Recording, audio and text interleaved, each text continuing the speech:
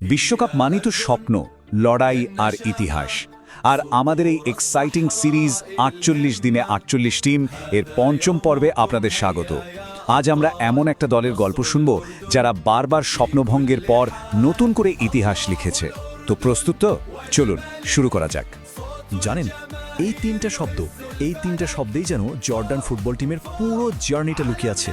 একটা স্বপ্ন যেটা তারা কয়েক দশক ধরে দেখে আসছে, একটা অবিশ্বাস্য লড়াই যা তাদের বারবার পতনের মুখ থেকে শিখরে তুলেছে, আর হ্যাঁ, এক নতুন ইতিহাস যা তারা লিখতে শুরু করেছে আর পুরো বিশ্বকে রীতিমতো চমকে দিয়েছে। হ্যাঁ, ঠিকই ধরেছেন। আজকের আলোচনা জর্ডানকে নিয়ে। ওদেরকে ভালোবেসে ডাকা হয় আল নাসামা নামে, যার মানে হলো সাহসীরা। আর এই নামটা কিন্তু শুধু বলার জন্য বলা নয়, এর পেছনেই লুকিয়ে আছে তাদের খেলার আসল মন্ত্র, তাদের ওই অদম্য মানসিকতার আসল পরিচয়।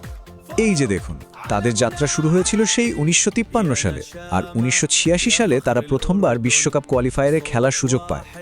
এরপর ২০০৪ সালের এশিয়ান কাপের কোয়ার্টার ফাইনালে পৌঁছে তারা প্রথমবার নিজেদের জাত ছেনায়। কিন্তু সবচেয়ে বড় ধাক্কাটা আসে ২০১৪ সালে, যখন তারা বিশ্বকাপের প্লে অফ পর্যন্ত পৌঁছেও উরুগুয়ের কাছে হেরে যায়। সে এক হৃদয় ভাঙার মতো মুহূর্ত ছিল। আর এটাই ছিল জর্ডান ফুটবলের সবচেয়ে বড় ট্র্যাজেডি। এতটা কাছে এসেও এত দূরে, বারবার বড় মঞ্চের স্বপ্ন দেখেও একেবারে শেষ মুহূর্তে খালি হাতে ফেরা। তবে এই হতাশাগুলোই কিন্তু তাদের ভেতরের আগুনটাকে আরও উস্কে দিয়েছে, তাদের আরও বেশি সহনশীল করে তুলেছে।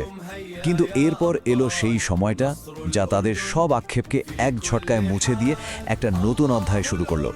২০২৪ সালের এএফসি এশিয়ান কাপ। বিশ্বাস করুন, এটা শুধু একটা টুর্নামেন্ট ছিল না, এটা ছিল জর্ডানের ফুটবলের জন্য এক ঐতিহাসিক টার্নিং পয়েন্ট। কি অবিশ্বাস্য একটা জার্নি ছিল সেটা। একেবারে শেষ মুহূর্তের গোলে ইরাককে হারানো, সেই রুদ্ধশ্বাস ম্যাচটা। তারপর তাজিকিস্তানের মতো কঠিন প্রতিপক্ষকে হারানো, আর সেমিফাইনালে টুর্নামেন্টের অন্যতম ফেভারিট দক্ষিণ কোরিয়াকে রীতিমতো স্তব্ধ করে দেওয়া। ভাবা যায় প্রতিটি ম্যাচেই তারা ছিল আন্ডারডগ, কিন্তু তারা দেখিয়ে দিয়েছে যে মাঠে নামলে পরিসংখ্যান বা ইতিহাস কোনো কিছুই আসলে ম্যাটার করে না। তাদের এই পারফরম্যান্স এতটাই চমকপ্রদ ছিল যে আন্তর্জাতিক ক্রীড়া বিশ্লেষকরা তো বলেই ফেললেন যে এটাই টুর্নামেন্টের ইতিহাসের সবচেয়ে বড় সারপ্রাইজ। জর্ডান নিজেদেরকে এক নতুন পরিচয়ে প্রতিষ্ঠা করল। তারা এখন আর ছোট কোনো দল নয়, তারা হলো জায়ান্ট স্লেয়ার। তো প্রশ্নটা হলো, কি এমন আছে এই দলটার মধ্যে যা তাদের এতটা অপ্রতিরোধ্য করে তুলেছে? চলুন তাদের সাফল্যের ফর্মুলাটা একটু ভেঙে দেখা যাক। তাদের আসল শক্তিটা ঠিক কোথায়? প্রথমেই ফেরা যাক তাদের সেই নামে, আল নাসামা। আগেই বলেছি, এটা শুধু একটা ডাকনাম নয়, এটা একটা জর্দানীয় সাংস্কৃতিক শব্দ যার মধ্যে জড়িয়ে আছে সাহস, উদারতা আর জেদের মতো গুণ। দলের খেলোয়াড়রা মাঠে ঠিক এই স্পিরিটটা নিয়েই নামে, হারার আগে হার না মানার মানসিকতা। তাদের সাফল্যের পিলারগুলো যদি আমরা দেখি, তাহলে প্রথমেই আসবে তাদের পাথরের মতো শক্ত ডিফেন্স। তাদের রক্ষণ ভাঙার যে কোনো দলের জন্যই কঠিন। আর তাদের মূল অস্ত্র বিদ্যুৎ গতির কাউন্টার অ্যাট্যাক, প্রতিপক্ষের ভুলের সুযোগ নিয়ে মুহূর্তের মধ্যে আক্রমণে চলে যাওয়া। এর সাথে তো আছেই সেই অটুট টিম স্পিরিট আর দলের সেরা খেলোয়াড়দের অসাধারণ সব মুহূর্ত। এই সাফল্যের পিছনে কিন্তু ব্যক্তিগত তিরময়ও আছে। যেমন ধরুন দলের সবচেয়ে বড় তারকা মুসা আল তামারির কথা। এশিয়ান কাপে একাই 7টা গোলে অবদান রেখেছেন, গোল করা এবং করানো দুটো মিলিয়েই। তার মতো খেলোয়াড়রাই কিন্তু দলের অ্যাটাককে একটা অন্য লেভেলে নিয়ে গেছেন।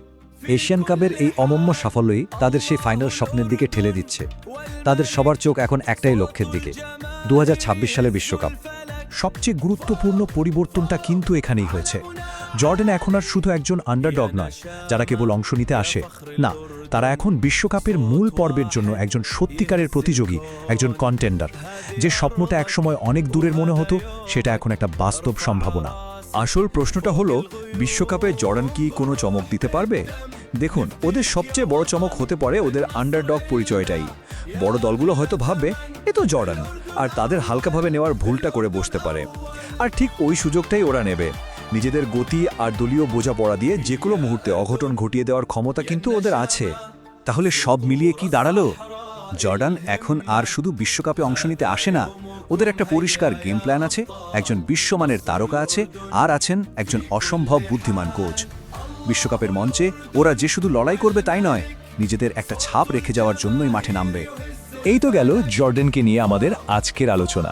দারুণ একটা দল তাই না? কিন্তু আমাদের এই যাত্রা তো সবে শুরু। সামনে আসছে আরও 43টা দলের গল্প। সিরিজের বাকি দলগুলোর গল্প যদি মিস করতে না চান আর এমন আরও ইন্টারেস্টিং বিশ্লেষণ দেখতে চান, তাহলে অবশ্যই আমাদের ফলো আর সাবস্ক্রাইব করে সঙ্গে থাকুন। আমাদের ফেসবুক পেজ আর ইউটিউব চ্যানেলে চোখ রাখলেই সব আপডেট পেয়ে যাবেন। দেখা